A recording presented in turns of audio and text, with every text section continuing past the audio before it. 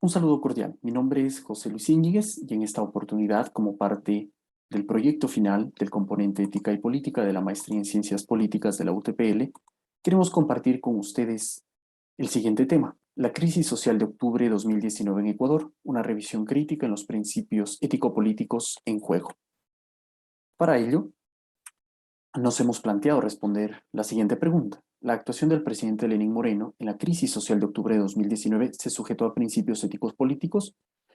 Para ello, asimismo, hemos esbozado en nuestro ensayo una estructura que se conforma por la introducción, por la determinación del contexto, por una mirada crítica de los principios ético-políticos en juego, en el caso del expresidente, donde se da toda la discusión, unas reflexiones finales, hasta llegar finalmente a la bibliografía.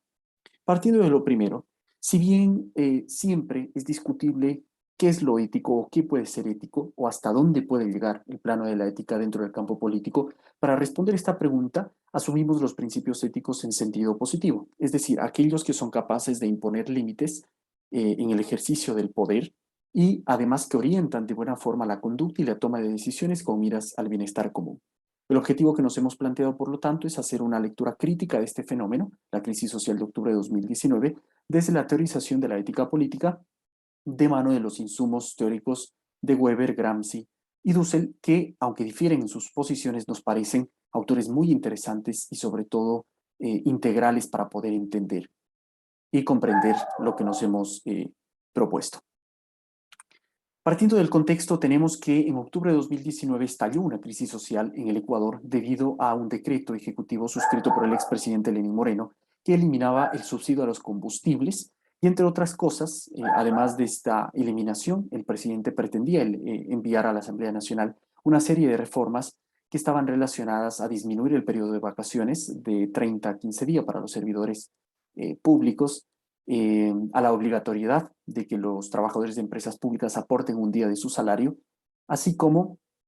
a la disminución en un 20% de la remuneración de quienes tenían contratos ocasionales. Lo interesante es que toda vez que el presidente anuncia estas medidas se desata una movilización, el presidente no atiende a esas movilizaciones, ratifica las medidas que inicialmente habían provocado la movilización de los transportistas por el tema del alza en los precios de los combustibles. Sin embargo, después negocia con los transportistas y toma la decisión de alzar, pese ya al difícil contexto, de elevar las tarifas de transporte público en todo el país. Sí, varios medios de comunicación reportaron que esto se debía a la receta que el Fondo Monetario Internacional había impuesto al presidente en razón de un crédito que había otorgado al país. De aquí entramos ya al análisis concreto, ¿no? Weber nos habla, por ejemplo, de la política, que significa participar o influir en el poder con fines idealistas o egoístas, o simplemente el poder por el poder. Este último se refiere a acceder al poder por una cuestión nada más de estatus, ¿no? Vamos a ver en nuestro análisis que quizá el presidente Moreno se inclinó por los fines egoístas en el caso del ejercicio concreto en este contexto. Asimismo, Weber nos habla al Estado cuando nos habla del Estado, perdón, cuando lo define como una mega estructura que además del territorio tiene el monopolio de la violencia física legítima, que sin duda en octubre del 2019 se pudo manifestar, no solo porque el presidente intentó instauró estas medidas, sino también porque la fuerza pública tuvo un gran papel en cuanto a represión de los manifestantes, según informes de la Defensoría del Pueblo y de la propia Comisión Interamericana de Derechos Humanos que visitó el país días después. Entonces, no hay duda que el Estado ecuatoriano ejerce dominación como esa mega estructura. Los ciudadanos y especialmente quienes se movilizan vendrían a ser los subordinados. Pero Weber también habla de algo importante, la legitimidad que se puede dar por tradición cuando se hereda el poder, digamos. En el caso de Lenín Moreno, inicialmente tenía legitimidad por tradición porque llegó a la sombra del expresidente Rafael Correa, sin embargo después se alejó de él. Por carisma, si bien el presidente Moreno gozaba de amplia popularidad cuando inició su mandato, esto fue decreciendo hasta llegar al 12% en octubre del 2019, siendo la estadística más baja en la historia presidencial del país en cuanto a aprobación, y finalmente por racionalidad o legalidad cuando los actos y las instituciones emanan de preceptos legales. Si bien el presidente tenía la facultad para decretar en este caso la eliminación de los subsidios y para decretar el estado de excepción que posterior a la primera medida lo hizo,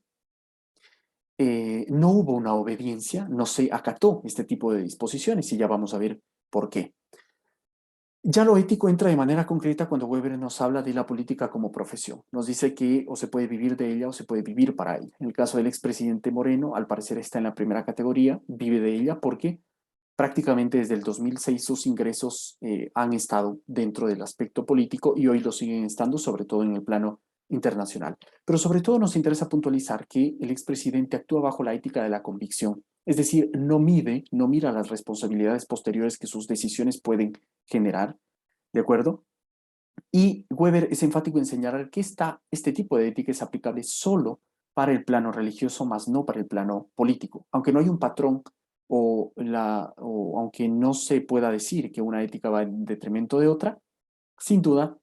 eh, debió aplicarse la ética de la responsabilidad porque las consecuencias fueron nefastas, no solo por la eliminación del subsidio de los combustibles, sino por los escenarios de escalada violencia que se vivieron durante 11 días en el país. Pero también nos sirve la teoría de Gramsci, la teoría de la hegemonía. Sin embargo, creemos que tampoco se cumple con este postulado en este caso concreto, porque si bien Gramsci habla de que ciertos medios pueden estar justificados en razón de ciertos fines, habla también del consenso y el presidente simplemente llamó a consensuar ya cuando habían transcurrido 11 días de movilizaciones, ya cuando muchas personas habían fallecido y muchas personas estaban heridas. Además, los destrozos eran tremendos, de tal suerte que cabe preguntarse qué tan ético es, después de ese tiempo, ante un escenario tan macabro, llamar a consensuar y sobre todo faltar al consenso que se estableció. Él ofreció públicamente eliminar el decreto y elaborar otro donde focalizaría los subsidios, pero finalmente meses después, aprovechándose del contexto de la pandemia, eliminó de plano los subsidios y hoy ya no existen en nuestro país.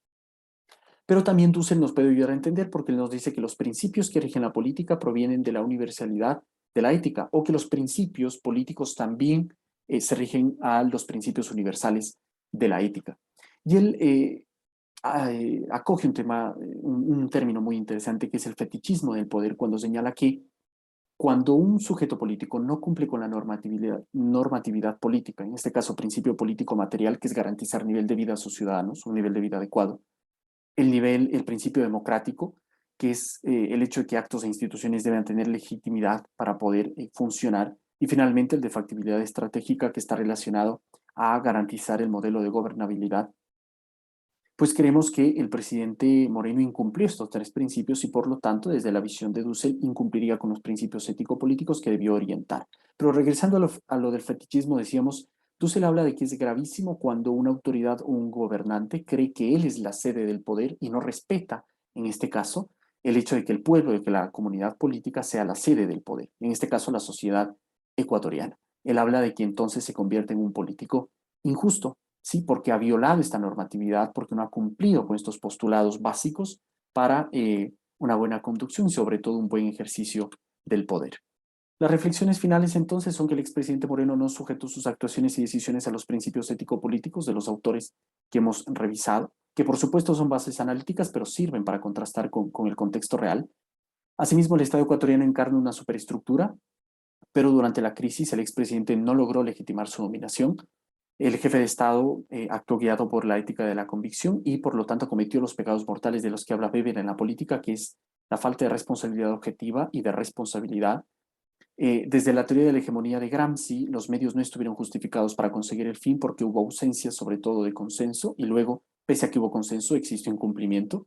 La ética política, consideramos, no alcanza solo el hecho de la honestidad en el manejo de recursos públicos, sino una serie de exigencias que están orientadas a mejorar la situación material, simbólica, identitaria, cultural de los ciudadanos. Y la discusión no solo se ha centrado en este caso en la promulgación del decreto 883, sino que hemos extrapolado mucho más allá porque los grandes desafíos éticos precisamente creemos estuvieron en los días más duros y más crudos de las movilizaciones. Finalmente, no sumó el consenso como puntal de sus decisiones políticas y también fue un político injusto, como ya lo señalamos, un fetichista del poder, en palabras de Dussel. Muchas gracias.